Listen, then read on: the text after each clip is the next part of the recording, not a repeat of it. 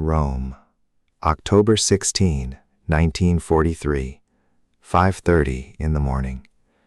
The city is still dark. The cobblestones of the old Jewish ghetto are wet from the night's rain. In apartments above those streets, families are sleeping. Mothers, fathers, grandparents, children. The oldest Jewish community in the Western world. Jews who have lived in this city since before the birth of Jesus of Nazareth. And then the boots begin. SS troops move through the streets in the pre-dawn silence. They have a list. They have trucks. They have been given 16 hours to complete the operation. The Vatican is 2 miles away. You can see its dome from the ghetto if you know where to stand. Inside that Vatican, in a high apartment with tall windows overlooking the piazza of St. Peter, a man is already awake. He is almost always already awake. He sleeps badly. He prays for hours before dawn. His name is Eugenio Pacelli. The world knows him as Pope Pius XII, the leader of 800 million Catholics, the head of a state with diplomatic relations with nearly every government in Europe, a man who receives intelligence reports from bishops and nuncios and agents across the entire continent. He knows what is happening 2 miles away. He will not speak publicly. One man, one choice, one morning that has been argued about for more than 80 years. This is not a simple story about a coward. This is not a simple story about a hero. This is not a story that resolves neatly, because the men and women who lived it did not have the benefit of history's verdict. They had only the information they had, the fears they carried, and the choices they made in the dark. This is a story about what happens when the most powerful religious institution in the world faces the most industrialized evil in human history and chooses a strategy that saved some lives and may have cost others and left a silence so loud it is still echoing today. Stay with me, because before we can judge Eugenio Pacelli, we have to understand him. And understanding him is far more disturbing than simply condemning him. Eugenio Maria Giuseppe Giovanni Pacelli was born in Rome on March 2, 1876, into a family that had served the papacy for generations. His grandfather helped negotiate an earlier version of the Lateran Treaty. His father was a Vatican lawyer. From the time he could walk, Eugenio lived inside the orbit of the Catholic Church the way other children live inside their neighborhood. It was simply the world. He was brilliant, quiet, almost physically incapable of small talk. He spoke 6 languages fluently. He had a memory that priests who worked with him later described as frightening. He could recite diplomatic correspondence verbatim years after reading it once. In 1917, the Vatican sent him to Bavaria as its papal representative, its nuncio. He was 41 years old, and the world he arrived in was on fire. Germany was losing the First World War. The Kaiser was collapsing. And in the streets of Munich, a communist revolution was building toward its moment.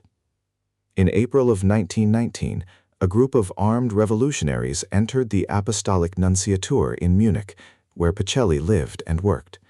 They pointed guns at him and demanded his car. Pacelli stood his ground. He refused them.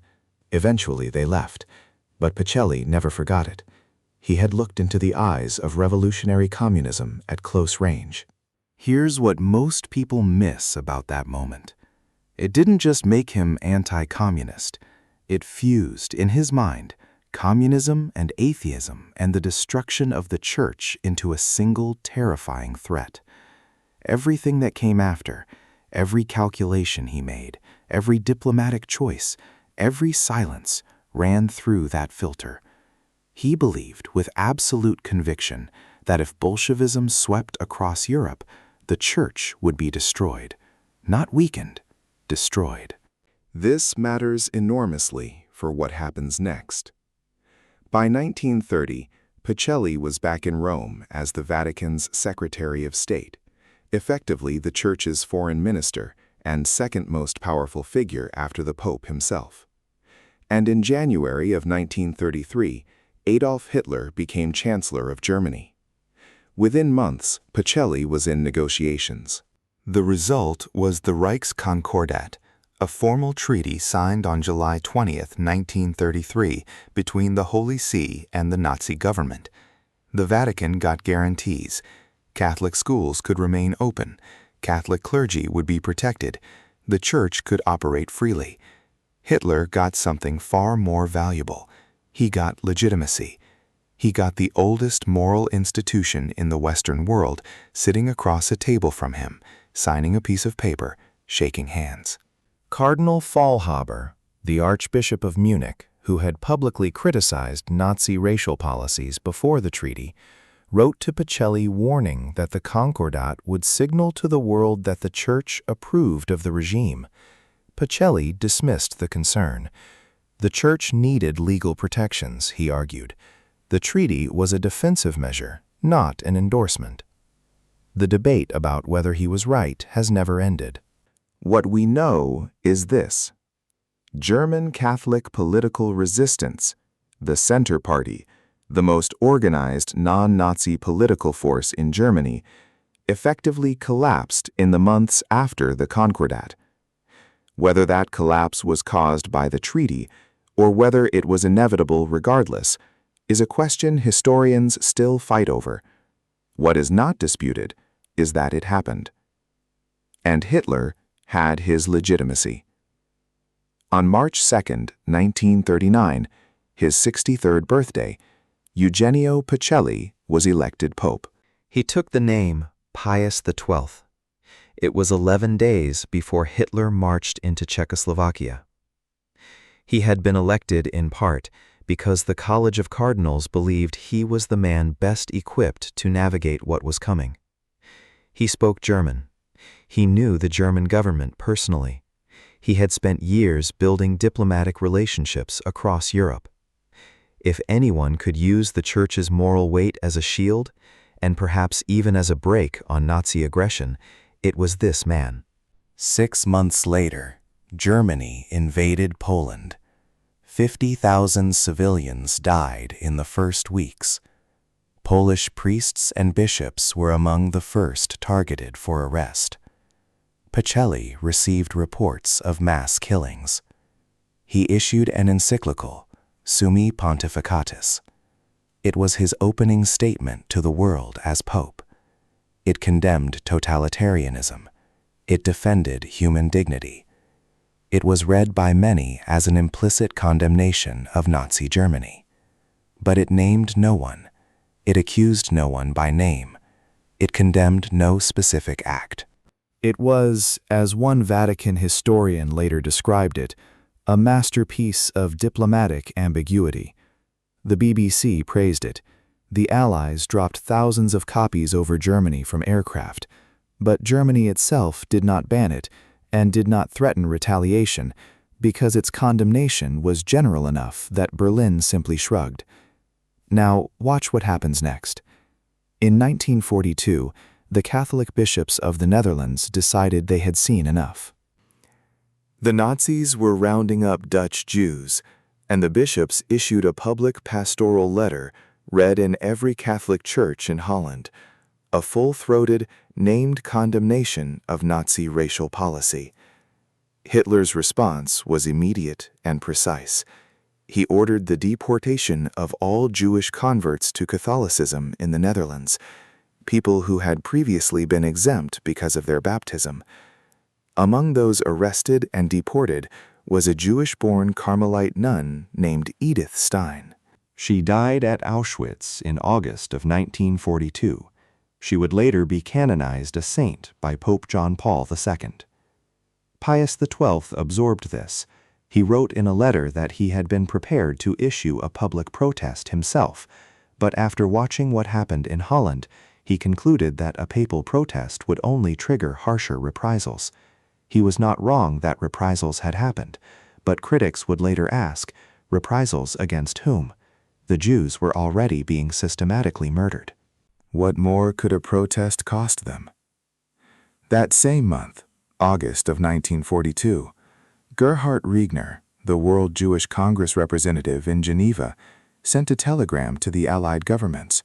It said, with remarkable precision for its time, that Hitler had ordered the extermination of all Jews in German-controlled territories, not deportation, not forced labor, but industrial murder. Riegner had sources inside Nazi Germany. He was right. Archbishop Sapieha of Krakow wrote to the Vatican with similar intelligence. Church officials in Poland were sending reports about a place called Auschwitz. The Vatican received these reports. Pius XII read them. And here is where you have to sit with an uncomfortable question. If you had received that intelligence, if you knew with high confidence that 1 million people had already been killed and millions more were scheduled to die, what would you do? What would you say? And if you were the leader of 800 million people with diplomatic missions in Berlin and Budapest and Bratislava and Zagreb, and you knew that every government in those cities could read your words and react, how would you weigh the calculus of speech against the calculus of silence? Pius XII believed he was weighing that calculus. The question history cannot forgive is whether he weighed it correctly. If you are finding this video worth your time, take 1 second and subscribe. This channel makes long-form content that takes the full complexity of history seriously, not the simple version, not the comfortable version. Hit subscribe and the bell, and I will see you in the next one. Let's look at the prosecution case clearly, because it is serious. And it deserves to be heard without flinching. October 16th, 1943, the SS operation in the Roman ghetto. 1,025 Jews were arrested that morning, men, women, children, elderly. They were held for 2 days in a building near the Vatican. During those 2 days, several Catholic individuals and institutions, acting independently, often at personal risk, appealed to Vatican officials to intervene. A letter was hand-delivered to the German ambassador, Ernst von Weizsäcker, signed by Bishop Alois Hudal, an Austrian bishop resident in Rome. The Hudal letter asked the Germans to stop the arrests, not primarily on moral grounds, but on practical ones. It warned that if the arrests continued, the Pope might be forced to make a public protest that would damage German-Vatican relations. Weizsäcker reported back to Berlin that the Pope had not allowed himself to be carried away into making any public pronouncement against the deportation of the Jews. He noted that Vatican circles were reassured by the Pope's behavior. 2 miles from the walls of St. Peter's Basilica, 1,025 people. Within the week, they were on trains to Auschwitz. Of the 1,025, 840 died in the gas chambers within days of arrival. 16 survived the war. Pius XII wrote to the German ambassador to complain, a private diplomatic note, not a public statement, that the arrests had caused pain to his paternal heart. His paternal heart. Here's what most people miss about this moment. Pius XII was not passive. He was actively choosing. He had options he did not take. He had the largest platform in the Western world, the papacy, and he held it back with a precision that was not accidental. His aides later noted that he drafted a more explicit public condemnation and then destroyed it. He destroyed it. John Cornwell, in his 1999 book, Hitler's Pope, argued that Pacelli had spent his entire career systematically concentrating power in the papacy, weakening local bishops, centralizing authority in Rome, and that this centralization meant that when the moment of greatest moral urgency arrived, the only voice that mattered was his, and he stayed silent. Cornwell called it a catastrophic failure of moral leadership at the worst possible moment in human history. The counterargument, and we will get to it, is that a public condemnation would have changed nothing for the Jews and would have destroyed the Church's ability to help anyone quietly, that the Dutch example proved this. Critics answer, the Dutch bishops spoke up and people died. Pius XII stayed silent and people died. The difference is that the bishops retained their moral witness. Pius XII retained his diplomatic neutrality, and neutrality in the face of genocide is not a virtue, it is a posture. That argument has never been fully answered. And yet, the full record is not the record of a man who did nothing.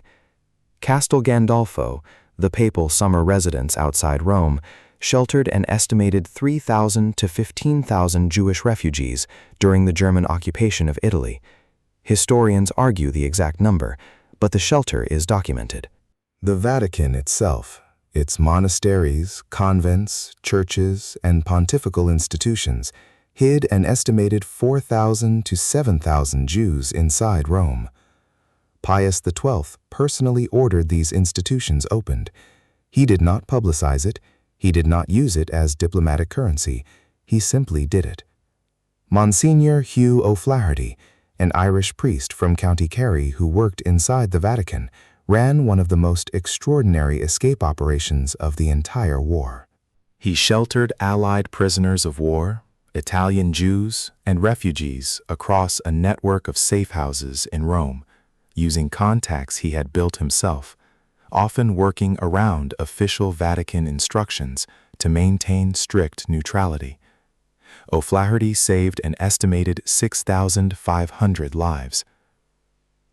After the war, the SS commander who had hunted O'Flaherty throughout the occupation, Herbert Kappler, the man who had organized the October 16th roundup, converted to Catholicism in prison. The man who baptized him was O'Flaherty. Pay attention to the chief rabbi of Rome, Israel Zoli, converted to Catholicism after the war, not under any pressure. He sought out baptism, took the name Eugenio, the baptismal name of Pius XII, and wrote that the Pope's personal care for the Jews of Rome had moved him deeply. Rabbi Zoli is the single most uncomfortable data point for those who want a clean narrative of papal indifference. The 1942 Christmas message Pius XII broadcast over Vatican radio contained this sentence: He mourned the hundreds of thousands of persons who, without any fault of their own, sometimes only because of their nationality or race, had been consigned to death or to a slow decline. Hundreds of thousands, nationality or race. December of 1942. The New York Times ran it on its front page and described it as a condemnation of Nazi racial policy. But it did not name Germany. It did not name Hitler. It did not say the word Jews. And here is where you have to make a choice about what you believe leadership requires. There was a German Lutheran pastor named Dietrich Bonhoeffer. He saw the same Germany, the same Nazis, the same machinery of death that Pius XII saw. He made a different calculation. He spoke. He organized resistance. He was arrested in 1943, and on April 9, 1945, 3 weeks before the German surrender, he was hanged at Flossenburg concentration camp, aged 39. Bonhoeffer wrote from his prison cell, "Not to speak is to speak. Not to act is to act." Pius XII read the reports, stayed silent, survived the war, and for decades Jewish leaders praised him. The Israeli ambassador to the Vatican wrote after his death that the Pope had done more to help Jews than any other single figure. Golda Meir issued a public statement of mourning when he died. And then the historians got into the archives. In 2020, the Vatican opened its Pius XII-era archives to researchers, documents sealed for decades. The scholars who went in looking for smoking gun evidence of active collaboration found something more troubling than a smoking gun. They found a man who knew, who agonized, who prayed, who sheltered thousands in secret, and who could not bring himself to make the one public statement that his entire position demanded. The October 16th roundup. We have returned to it now. What would a public protest have done? Germany was dependent by 1943 on Italian cooperation in the South. A papal denunciation, specifically naming the deportation of Roman Jews, would have created a political crisis. It might have triggered harsher reprisals. It also might have ended the Church's ability to protect any of the thousands it was hiding. Might not have. What we know is what happened. 840 people from the oldest Jewish community in the Western world died at Auschwitz within days of that October morning, and the man who might have spoken did not speak. If this kind of investigation is the content you want to keep seeing, hit subscribe right now and leave a comment telling me which aspect of Pius XII's story stayed with you the most. The algorithm needs those signals to keep this channel going. So, where does this leave us? Not with a verdict, with 3 truths. The first truth is this: Pius XII was neither a Nazi collaborator nor a secret savior. He was a man of genuine faith, genuine intelligence, and genuine moral concern, who made a strategic calculation that prioritized the Church's institutional survival over prophetic moral witness. He was not indifferent to Jewish suffering. The evidence makes that clear. He was afraid of communist takeover if Germany lost, afraid of reprisals against Catholics, afraid that a public statement would destroy the quiet rescue operations he had authorized. His fear was not cowardice in the ordinary sense. It was a cold, calculated institutional fear, the fear of a diplomat, not the fear of a bystander. An institutional fear, dressed in vestments and wielded from the most powerful chair in Christendom, is its own kind of moral failure. The second truth: the silence left a wound in Jewish-Catholic relations that the Church is still healing. The Second Vatican Council's document Nostra Aetat in 1965, which repudiated the charge of collective Jewish guilt for the death of Jesus, was partly the Church trying to reckon with what it had not said and not done in those years. Pope John Paul II stood at the Western Wall in Jerusalem and placed a note in the stones asking forgiveness. Pope Francis has been explicit that anti-Semitism is a sin. These gestures matter. They are not nothing. But they are the Church acknowledging that its silences had weight. The third truth, and this is the one that will stay with you: the question of Pius XII is not only a question about him. It is a question about what happens when the institution we belong to, religious, political, corporate, communal, faces a moment of moral emergency and chooses the safe path over the right one. The question is not simply, what did the Pope do during the Holocaust? The question is, what do we do when we have a platform, and using it will cost us something, and not using it will cost others everything? Bonhoeffer answered that question one way: he lost his life. Pius XII answered it another way: he kept his institution intact, sheltered thousands in secret, and left behind a silence that 80 years of historians have not been able to forgive. Which answer haunts you more? Leave that in the comments. I want to read your thinking on this one. And if you want to go deeper, the Vatican archives from the Pius XII era are now open. The scholars who have been through them are only beginning to publish. Eamon Duffy's Saints and Sinners remains the most balanced history of the papacy I have encountered. Michael Fayer's The Catholic Church and the Holocaust is the most challenging. They do not agree. Read both. The truth, when it comes to Pius XII, is not comfortable in either direction. That is the only honest place to leave you.